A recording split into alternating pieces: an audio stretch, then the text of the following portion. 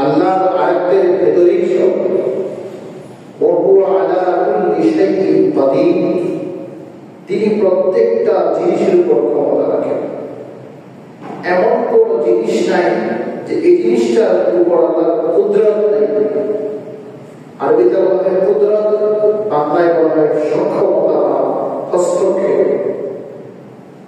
এমন কোন বস্তু আপনি পৃথিবীতে দেখাতে পারবেন না, পৃথিবী বা পৃথিবীর বাহিরে যা কিছু আছে সব কিছুর উপর আল্লাহর ক্ষমতা আছে।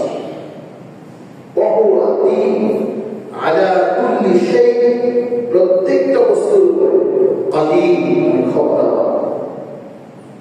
আল্লাহর হস্তক্ষেপের ক্ষমতা সবকিছুর উপরে আছে। এরপর আল্লাহ বলেন সেই ক্ষমতা শক্তির হওয়া, যিনি সব কিছুর উপর ক্ষমতা প্রয়োগ করতে পারেন, তিনি কে? الذي خلق الموت والحياة ليبلوكم أيكم أحسن عملا,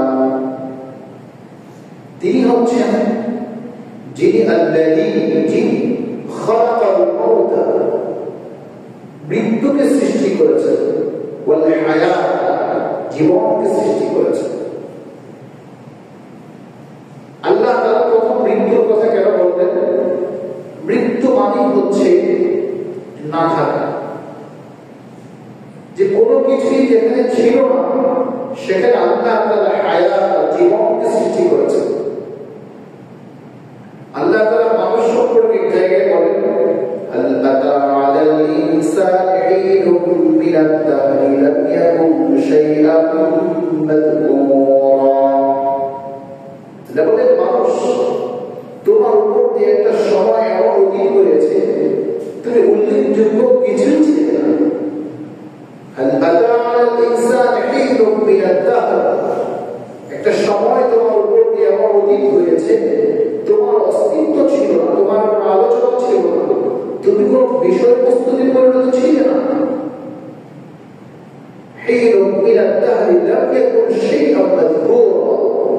তোমার বাবার মুখে, তোমার মায়ের মুখে, তোমার স্বজনদের মুখে তোমার কোন আলোচনাই ছিল না, কোন বিষয়বস্তুতে তুমি ছিলে না। আল্লাহ বলেন ওই অস্তিত্ব থেকে যে কোনো বিষয়বস্তু ছিল না সেই জিনিসটাকে, সে মানুষটাকে হায়াত, জীবন দিয়েছে। মায়ের পেট থেকে পৃথিবীতে আসা, এই যে মৃত্যু থেকে মানুষের জীবন দেওয়া, আল্লাহ বলেন লিয়াবলুয়াকুম আইয়ুকুম আহসানু আমালা, আল্লাহ বলেন লিয়াবলুয়াকুম আইয়ুকুম আহসানু আমালা। এটা হচ্ছে এই জন্য যারা পরীক্ষা করে, যে লিয়াবলুয়াকুম, যে পরীক্ষা যেন হয়, তোমাদেরকে যেন পরীক্ষা করা যায়, আইয়ুকুম, তোমাদের মাঝে আহসানু আমালা, কার কাজ, কার কর্ম সবচেয়ে সুন্দর। এটা হচ্ছে প্রত্যেকের জন্য পরীক্ষা। এটা আলেম হোক আর জাহেল হোক, শিক্ষিত অশিক্ষিত, গ্রামের শহরে, আরো অনারব, সবার জন্য পরীক্ষা। মুহতারাম নাযিরিন, আল্লাহ তাআলা আমাকে যা দিয়েছে, আপনাকে যা দিয়েছে, সবকিছুই হলো পরীক্ষা। আল্লাহ তাআলা আমাকে ইলম দিয়েছে, আমাকে কোরআনের জ্ঞান দিয়েছে, হাদিসের জ্ঞান দিয়েছে, এটা আমার জন্য মস্ত বড় একটা পরীক্ষা। যে আমি এই জ্ঞান অর্জন করার পর, এই জ্ঞান আমার অর্জন হওয়ার পরে আমি আল্লাহর দাসত্ব কতটুকু করেছি, আমি আল্লাহর অনুগতশীল বান্দায় পরিণত হয়েছি, নাকি আমি আল্লাহ তাআলার অবাধ্য বান্দায় পরিণত হয়েছি। আপনাকে আল্লাহ তাআলা যে সম্পদ দিয়েছে, আপনাকে যা দিয়েছে, আপনাকে যে জ্ঞানটা দিয়েছে, সেই জ্ঞানটা আপনার জন্য বড় পরীক্ষা। যে এই জ্ঞানটা আপনি যতটুকু জেনেছেন, সেই ততটুকু জ্ঞান কি আপনি আপনার জীবনে, আপনার ব্যক্তিগত জীবনে, পারিবারিক জীবনে, সামাজিক জীবনে, সর্বক্ষেত্রে এটাকে প্রয়োগ করা হয়েছে কিনা, এটা বড় পরীক্ষা। আমরা প্রত্যেকে মনে করি যে আমি তো জানি, আমি তার চেয়ে অনেক জানি, আমি অমুকের চেয়ে অনেক জানি। যে যত জানে তার পরীক্ষা পরীক্ষাটা তত বড়। যে যত বেশি জ্ঞানের অধিকারী তার পরীক্ষাটাও তত বেশি কঠিন, তার তত বেশি পরীক্ষার সম্মুখীন হতে পারে। আল্লাহ তাআলা আপনাকে যে সম্পদ দিয়েছে এটা আপনার জন্য বড় পরীক্ষা। এজন্য কোরআনের যে আমি আয়াতে কারিমা তেলাওয়াত করেছি সূরা কাহফের, আল মালু ওয়াল বানুনা যিনা, আল্লাহ বলেন বান্দা এই সম্পদ আর এই সন্তান এগুলি তোমার জন্য একটা শোভা, এটা তোমার পৃথিবীর জন্য জিনাতুল হায়াতিদ দুনিয়া, পার্থিব জীবনে এটা তোমার জন্য একটা শোভা। দেখো আমার সম্পদের ব্যাপারে আসুন, সম্পদের বিষয়টা খুব সংক্ষেপে বলবো, এই বিষয়ে বিস্তারিত অন্য একটা জন্য আলোচনা করব। সম্পদ আমি যে উপার্জন করলাম এটাকে হালাল না হারাম, আমার সম্পদ উপার্জনের ক্ষেত্রটাও হালাল হতে হবে, আমার সম্পদ ব্যয় করার যে খাত আছে সেটাও হালাল হতে হবে। সম্পদ উপার্জন করলাম হালাল পদ্ধতিতে, ব্যয় করা হলো হারাম পদ্ধতিতে, এটা যেমন নিষিদ্ধ ঠিক এটাও নিষিদ্ধ যে হারাম পথে উপার্জন করে হালাল পথে খরচ করা। আপনি হারাম পথে উপার্জন করেছেন, মসজিদ নির্মাণ করলেন, মাদ্রাসা নির্মাণ করলেন, এতিমখানা আপনি পরিচালনা করেন, এটা নিষিদ্ধ। উপার্জনটা যেহেতু হারাম, হারাম উপার্জন দিয়ে ভালো কাজ করা নিষিদ্ধ। এখন বলবেন তাহলে সে হারামটা কি করবো? হারাম সম্পদ তো আপনার না, হারাম তো উপার্জন করাই নিষিদ্ধ। যে কোনো ভাবে আপনি হারাম উপার্জন করবেন, এই হারাম আপনার জীবন, আপনার এই জগৎ এবং পরজগৎ সবকিছু তছনছ করে দেবে। আপনার জীবনের যে আমরা যে মনে করি সম্পদ আমাকে সুখী করবে, এটা অসম্ভব। সম্পদ, হালাল সম্পদ মানুষের জীবনে সুখ দেয়। আল্লাহ বলেছেন হালালান তাইয়্যিবা, হালালান তাইয়্যিবা, হালালটাই উত্তম উৎকৃষ্ট, আর হারাম যেটা আছে এটা মানুষের ইহজগৎ পরজগৎ সবকিছুকে ধ্বংস করে দেয়। মানুষের সম্পদের মাধ্যমে স্থায়িত্ব চায়, মানুষ মনে করে সম্পদ তার জীবনের প্রতিকূলতার সময় কাজে লাগবে, মানুষ মনে করে সম্পদ তার দুঃসময়ের সঙ্গী, মানুষ মনে করে সম্পদ তার বার্ধক্যের যখন সে পড়বে তখন সম্পদ তার কাজে আসবে, মানুষ মনে করে সম্পদ তার প্রজন্মের জন্য বড় সহায়ক, মানুষ মনে করে সম্পদ তার প্রজন্মকে সুখী করবে। কোরআন বলে না, আল মালু ওয়াল বানুনা যিনাতুল হায়াতিদ দুনিয়া, সম্পদ আর সন্তান তোমার পৃথিবীর জন্য শোভা, যদি সম্পদটা তোমার উপার্জন হয় হালাল পথে, আর এই সম্পদ যদি হারাম হয়ে যায়, ইন্নামা আমওয়ালুকুম ওয়া আওলাদুকুম ফিতনা। আল্লাহ বলেন বান্দা, উপার্জিত হারাম পদ্ধতিতে উপার্জিত সম্পদ তোমার জন্য পরীক্ষা, তোমার জন্য ঘৃণা, তোমার জন্য নিন্দা হয়ে যাবে। উভয় জগৎ, এই জগতে ওই জগতে। এজন্য সম্পদের ক্ষেত্রে আমরা হালালটাকে বেছে হালাল উপার্জন করব। হালাল আপনার যে প্রজন্ম, যে প্রজন্মের জন্য আপনি ভালো কিছু করার চিন্তা ভাবনা করছেন, যে প্রজন্মের জন্য আপনার এত বেশি নিবেদিত হওয়া, যে শুধু প্রজন্মকে সুখী করতে চায়, নিজের স্ত্রী, নিজের ভাই বোন, নিজের সন্তান, তাদেরকে ভালো রাখার জন্যই তো আমাদের সবকিছু করা। কিন্তু আল্লাহ তাআলা তো হালালের মাধ্যমে বলছেন, হালাল খাদ্য হালাল, বস্ত্র হালাল, আমি যে সম্পদ দিয়ে, যে অর্থ দিয়ে আমি খাদ্য ক্রয় করি এটা হালাল হতে হবে, আমি যে বস্ত্র পরিধান করি এটা হালাল হতে হবে, আমি যে গাড়ি ব্যবহার করি এটা হালাল হতে হবে, আমার ব্যবহৃত মোবাইলটাও হালাল হতে হবে। হালাল জিনিসের মাঝে নিরাপত্তা আছে, হালালের মাঝে আল্লাহ আমাকে বরকত দেন। হারাম কখনোই বরকত বয়ে আনে না। হারামের সাথে আল্লাহর কোনো ওয়াদা নেই, হারামের সাথে কোনো ওয়াদা নেই। হারাম হচ্ছে ধ্বংস, হারাম হচ্ছে ধ্বংস, হালাল হচ্ছে শান্তি এবং বরকত। এটা আল্লাহ পাকের ওয়াদা, এটা আল্লাহ পাকের ওয়াদা। এজন্য তারা কাজে আল্লাহ বলেন আল মালু ওয়াল বানুনা যিনা, শব্দের অর্থ সন্তান, প্রজন্ম।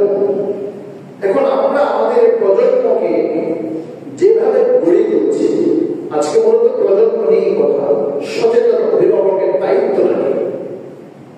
আমরা যে আমাদের প্রজন্মকে গড়ে তুলছি, আপনি আপনার সন্তানের ফলাফল পেয়ে এত বেশি উল্লাস আর উচ্ছ্বাস, শিক্ষার্থীরাও খুব বেশি লাফালাফি।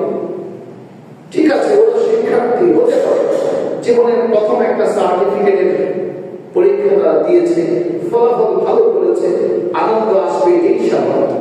কিন্তু আমরা যারা অভিভাবক কিংবা শিক্ষক, আমরা যারা আছে, আমাদের করণীয় আমাদের করণীয় হচ্ছে, কোরআন আমাকে যে বার্তাটা দেয়, আমাদের প্রত্যেকের করণীয় হচ্ছে আমার এই প্রজন্ম, আমার এই শিক্ষার্থী, আমাদের সন্তান, তার শিক্ষার সাথে তার যে মান উন্নয়ন, সে তার মানবিক মান উন্নয়ন যেটাকে বলা হয়, তার আদর্শ, তার চরিত্র, তার ভদ্রতা, তার শিষ্টাচারিতা, এটাও ঠিক আছে কিনা। অর্থাৎ আপনি এই সমাজ হচ্ছে কারোর জন্য এটা বোঝা, কারোর জন্য এটা ধ্বংসের কারণ, আর সমাজ কারোর জন্য একটা সুখ এবং সুন্দর ভবিষ্যৎ, উজ্জ্বল ভবিষ্যৎ তার সামনে আসে।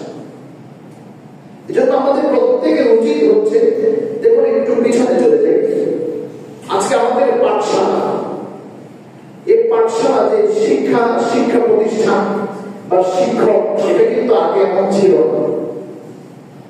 যেটা আমরা তাফসীর গ্রন্থে যেটা পাই, আপনারা নাম শুনে থাকবেন, হযরত ইদ্রিস আলাইহিস সালাতু ওয়াস সালাম একজন নবী ছিলেন।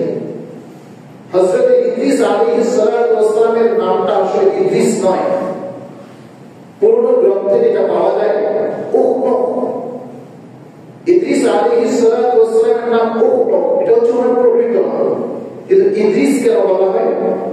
ইদ্রিস এজন্য বলা হয়, ওনার যুগ থেকে মূলত এইটা পাঠ্যতার জন্য যে লেখাপড়া, যেগুলি ইত্যাদি ওই নবীর আমল থেকে শুরু হয়েছে, যার কারণে ওনাকে ইদ্রিস দর্স মানে পাঠদান, দর্স মানে পাঠদান আরবি শব্দ, এই জন্য ওনাকে ইদ্রিস বলা হয়। এই জন্য আপনি দেখবেন তাফসীরের গ্রন্থে এগুলি লেখা আছে, হযরত ইদ্রিস আলাইহিস সালাতু ওয়াস সালামের সময়কাল থেকে যেহেতু পাঠশালা বা পড়াশোনার কার্যক্রমটা শুরু হয়েছে, তো সেজন্য ওনাকে ইদ্রিস নবী হিসেবেই বলা হয়। এখন আমাদের সমাজে একটা সময় কিন্তু ছিল যে সন্তান মানুষ হয় মায়ের কোল থেকে, সন্তানের প্রথম শিক্ষক হয় বাবা মা। সেই আপনি দেখবেন যত বিখ্যাত আলেম হয়েছে, যত বড় আলেম হয়েছে, জালালউদ্দিন রুমির কথা বলেন, ইবনে কাসির সাহেব ইবনে কাসিরের কথা বলেন, ইমাম মুসলিমের কথা বলবেন, ইমাম তিরমিজির কথা বলবেন, ইমাম আবু হানিফার কথা বলবেন, ইমাম মালিক রাহমাতুল্লাহ আলাইহির কথা বলবেন, ইমাম শাফিঈর কথা বলবেন, ইমাম আবু ইউসুফের কথা বলবেন। যত বড় এবং যত বড় ব্যক্তিত্ব আছে, সবার জীবনী পড়ে দেখবেন তাদের প্রাথমিক শিক্ষাটা ছিল মা এবং বাবার কাছ থেকে, সর্বোচ্চ চাচা বড় এটা ছিল। উচ্চ শিক্ষার জন্য তারা ওই অঞ্চলের সবচেয়ে বড় শিক্ষাবিদ, জ্ঞানী যিনি ছিলেন, সবচেয়ে বড় পণ্ডিত যিনি ছিলেন, তার কাছ থেকে। আমরা যখন সকাল 10টায় বা 9টায় স্কুলে যাই, আমাদের সন্তানরা, আমরাও পড়াশোনা এভাবেই করেছি, আবার বিকেল ঘরে ফিরে আসে, এভাবে ছিল না। তারা ছিল ওই পণ্ডিত বা ওই জ্ঞানী ব্যক্তির সান্নিধ্যে তারা থাকতো, একেবারে সান্নিধ্য থেকে সাহেব, একেবারে সহচর হয়ে তারা থাকতো। সহচর হিসেবে থাকার কারণে দেখা গেছে ওই শায়েখের বা ওই মহান ব্যক্তির বা ওই পাণ্ডিত্য অর্জনের ক্ষেত্রে সে ওনার হুবহুব ওনার আচার আচরণ, তার আখলাক সবকিছু শিখেছে। ফলে হয়েছে কি, সে শুধু জ্ঞানী হয় না, সে তার ওই জ্ঞান অর্জনের সাথে সাথে আক্ষরিক বলেন বা গ্রন্থের বিদ্যা বলেন, ওই সমস্ত জ্ঞানের সাথে সাথে সে যেটা অর্জন করেছে, চরিত্রটাও সুন্দর করেছে। তার কথা, তার আদর্শ, সে তার শায়েখের কাছ থেকে, সে তার সেই গুরুর কাছ থেকে যা অর্জন করেছে, শুধু ওই গ্রন্থের বিদ্যা নয়, তার আচার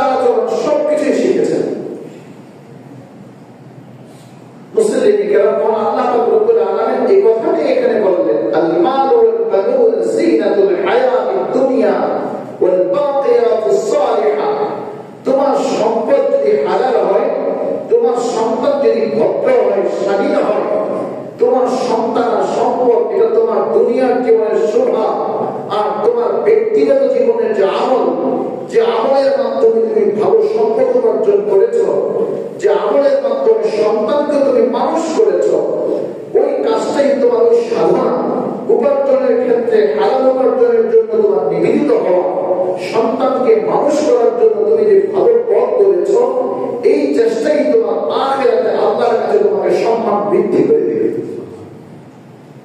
ইন্নামা আমওয়ালুকুম ওয়া আওলাদুকুম ফিতনা, পক্ষান্তরে তোমার সম্পদ উপার্জনের ক্ষেত্রে তুমি ভালো মন্দ কোনটাই বাছাই করোনি, তুমি হালাল আর হারামকে পার্থক্য করে চলোনি, তোমার সন্তানকে তোমার প্রজন্মকে মানুষ করার ক্ষেত্রেও তোমার মাঝে উদাসীনতা ছিল, শুধু তুমি সওয়াব আর সার্টিফিকেটের জন্য দৌড়াদৌড়ি করেছ, সন্তানের আদর্শ ন্যায়নীতি তার আলোক আখলাকের প্রতি তোমার কোনো মনোযোগী ছিল না।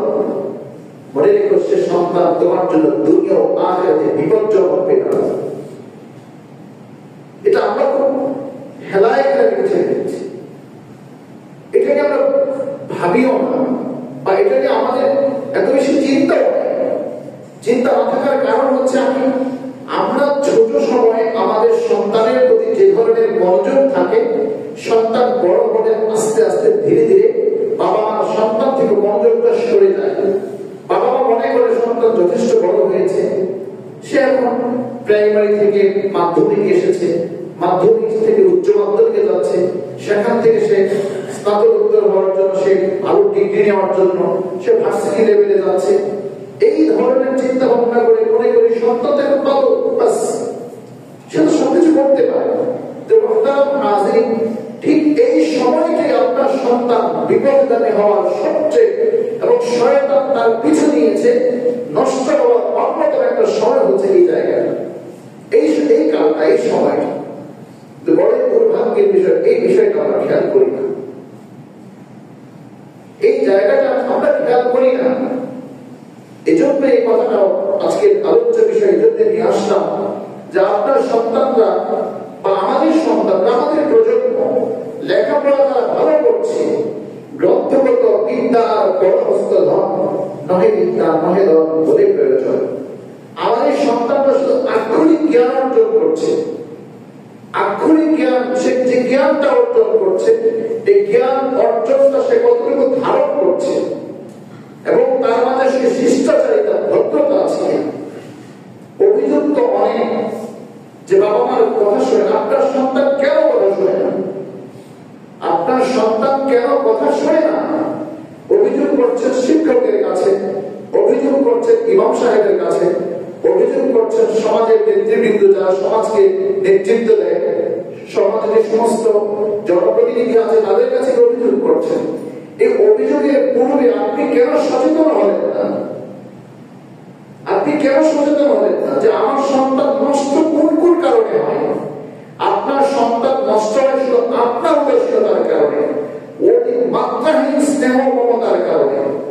মাত্রাহীন সন্তানের একেবারে এত বেশি মাত্রাহীন হয়ে যায়, সন্তানকে এত বেশি ভালোবাসেন যে সন্তানকে কষ্টই দিতে চান না,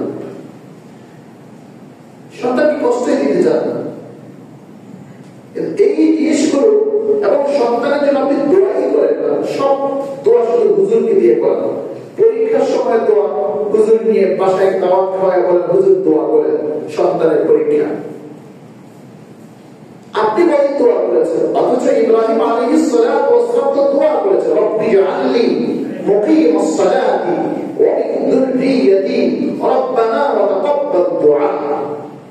আপনি সন্তানের জন্য দোয়া করছেন, আল্লাহ আমার সন্তানের পরীক্ষাটা যেন ভালো হয়, আমার সন্তানের এটা হয় সেটা হয়। কিন্তু ইব্রাহিম আলাইহিস সালাতু ওয়াস সালাম এবং আল্লাহ তাআলা সন্তানের জন্য যে দোয়া করতে শিখিয়েছেন সেটা তো আপনি করছেন না।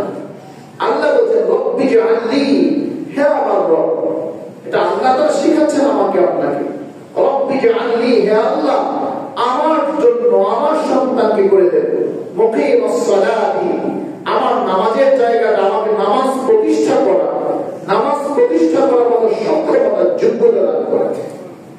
অনেক জরুরি যে আমার আমার প্রজন্মকে আপনি সে সক্ষমতা দান করেন।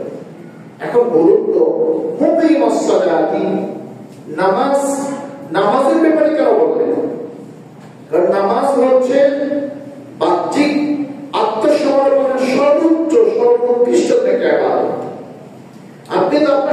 নামাজ পড়ার কথা বলেই না। অথচ নবী ইব্রাহিম আলাইহিস সালাতু ওয়াস সালাম আল্লাহ কি বলছে, রব্বি জাআলনি মুকিমাস সালাতি, হে আল্লাহ, হে আমার রব, আপনি আমার নামাজ, আমাকে এবং আমার প্রজন্মকে নামাজ প্রতিষ্ঠা করার সক্ষমতা, যোগ্যতা দান করুন। অমিন যুররিয়াতি, এবং এটা আমার প্রজন্মকে বলেন, রব্বানা ওয়া তাকাব্বাল দুআ, হে আমার রব, আমাদের দোয়াটাকে আপনি কবুল করুন। এই তো আমরা কতবার বলছি। মুহতারাম হাজিরিন, আপনার সন্তান যদি আল্লাহ অভিমুখী হয়, মনে রাখবেন একটা সূত্র, আপনার সন্তান যদি আল্লাহ অভিমুখী হয় তাহলে আপনার জীবন সফল। সে 5 ওয়াক্ত নামাজের প্রতি বড় যত্নশীল, যত্নবান, তাহলে মনে রাখবেন আপনি সফল বাবা, সফল অভিভাবক। আর আপনার সন্তান যদি 5 ওয়াক্ত নামাজের প্রতি যত্নশীল না হয়, আপনার সন্তানের যত বস্তা বড় সনদ থাকুক, যত অর্থকরীর মালিক থাকুক, আপনি বাবা হয়ে, অভিভাবক হয়ে ব্যর্থ। কারণ আপনার সন্তান তার মহান রবের কাছে আত্মসমর্পণ করার প্রতি তার আগ্রহ নেই। রবের কাছে আত্মসমর্পণ করার, নিজেকে সঁপে দেওয়ার আগ্রহ যদি থাকে, আপনি সফল বাবা। আপনার সন্তান আপনার জীবনে উভয় জগতে আপনাকে কল্যাণ বয়ে আনবে। আর যদি এক্ষেত্রে আপনার সন্তানের শিথিলতা থাকে, অনাগ্রহ থাকে, তাহলে আপনার সন্তান আপনার জন্য বিপজ্জনক।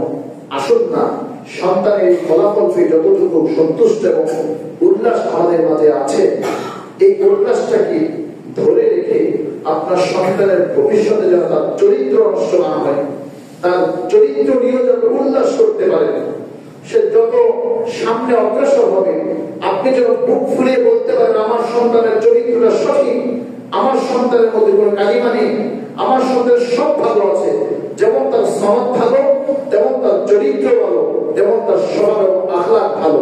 তাহলে আপনি গর্বিত বাবা হবেন, তাহলে আপনি উভয় জগতে সফল হবেন, নয়তো হতে হবে ব্যর্থ। আল্লাহ আমাদের সবাইকে আমাদের তৌফিক দান করুন। ওয়া মা আলাইনা ইল্লাল বালাগ।